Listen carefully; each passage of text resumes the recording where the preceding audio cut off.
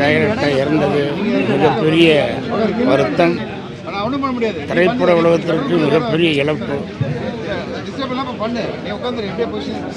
இமயம் சரிந்ததுன்னு சொல்கிறத விட இமயமலையே சரிந்ததுன்னு சொல்லணும். தமிழ் திரைப்படத்துலத்தில் மிகப்பெரிய ஒரு திருப்பத்தை ஏற்படுத்தி டைரக்டர்னால் இவரை தான் ஃபாலோ பண்ணுங்கிற மாதிரிலாம் எல்லாரும் நினைக்கிற நேரம். நான் 4 சீன் நடிக்கலாம்னு வந்தேன் தமிழ்நாட்டுக்கு. டைரக்டர் ராம்நாத் சார்கிட்ட நான் ஒரு 40 படம் வேலை செஞ்சாலும்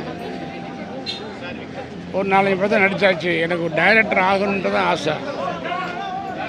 அந்த டைரக்டர் யாருன்னு கேட்டால் குருநாதரம் மனாசி மாணிக குருவா பாரதிய சார். மண்ணு கத்த பொண்ணு படம் முதல் படம் டைரக்ஷன். அதில் என் நண்பர் பாண்டியன் ஹீரோ.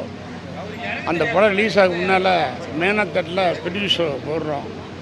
பாண்டியன் சொன்னார், சார் நம்ம படம் பார்க்க டைரக்டர் வர்றாரு பாரதிய சார். அப்படி எனக்கு அவ்வளோ சந்தோஷம்.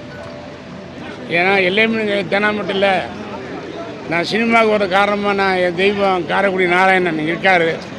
அவர் ஆஃபீஸ் கீழே டைரக்டர் பாரதிய சார் ஆஃபீஸுக்கு மேலே. அப்போ வந்து பழக்கம் பாரதிய சார்கிட்ட நான் சான்ஸே கேட்டுக்கேன், 2 சீன் வாய்ப்பு கொடுங்க அப்படின்னு. மண்ணுக்கத்தை பண்ண மேனாத்தட்டில் பிரிவுக்கு பாண்டியன் சொல்கிறாரு டைரக்டர் வர்றாரு. சந்தோஷப்பட்டேன். ஆகா, நான் வந்து 37 படங்கள் டைரக்டர் ராமநாதர் ஒர்க் பண்ணாலும் அவர் அனிமேஷன் படம் பண்ணுறவர். என்னுடைய போக்கு வந்து டைரக்டர் பாரதிய சார் மேலே வரணும். ஏன்னா அவருடைய படங்கள் மதுரையில் மினிப்பிரியாவில் பாரதிராஜா படம் 16 பார்த்தேன். தேவி கலவில் கிழக்கப்பரில் பார்த்தேன். அம்மிக்கராயில் சிவபுரத்தில் பார்த்தேன். அப்போ காரகுணாசன் ஆஃபீஸ்க்கு நல்லா பாஸ் கொடுத்தாங்க. தேவி பாலாவில் புதியவரில் பார்த்தேன்.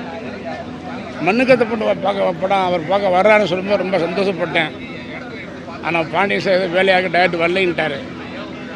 அப்போ ரொம்ப சங்கடமாக இருந்துச்சு. ஆனால் முதல் டைரக்ஷன் பண்ணிருக்கோம். டைரக்டர் பாரதிய சார் நம்ம குருவான்னு நினச்சி அவர் மாதிரி வரணும்னு ஆசைப்பட்டேன். அப்புறம் இன்ட்ரோலுக்கு அப்புறம் செகண்ட் ஹாப்பில் வர்றோம்னு சொல்லி ஃபோன் வருது.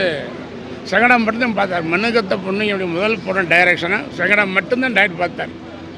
பார்த்துட்டு வெளியே வந்தாலும் பாண்டியன் கை கொடுத்தார். நல்லா இருக்கு பாண்டியன். யார் டைரக்டர்?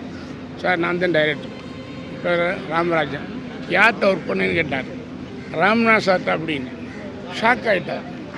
ராமநாதன் சார்கிட்ட ஒர்க் பண்ணியா அப்படின்ட்டு அப்படியே பார்த்துட்டு, நீ என்ன பண்ணுற, நாளைக்கு காலை பிரசாத் வீட்டுக்கு வாங்கினார்.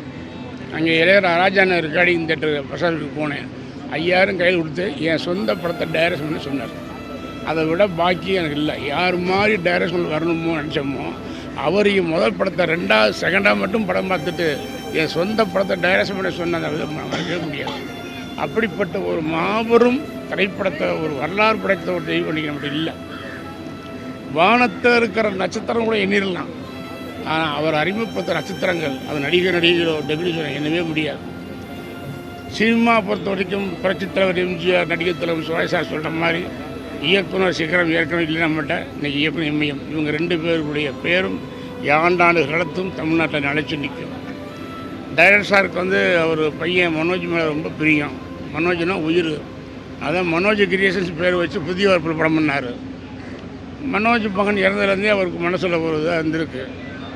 மகனே இல்லை நமக்கு எதுக்குன்னு அவர் தள்ளாகி இன்றைக்கி நம்ம பிரிஞ்சு போயிட்டார். அவர் உடலும் உயிர்மை இல்லையான்னு சொல்லலாம். அவருடைய புகழும் அவர் படைத்த படைப்புகளும் அவருடைய திரைப்படங்களும் இன்றைக்கி என்னெல்லவா காட்சி. அதை டைரக்டரும் இளையராஜா அண்ணனும் பார்த்து படங்களை எங்கேயும் இன்றைக்கும் காலங்காலத்துக்கு ஓடுற மாதிரி இருக்குது. அதனால் அதெல்லாம் மிகப்பெரிய இழப்பு. நானும் பேச முடியல. அவ்வளோ அற்புதமான டைரக்டர்.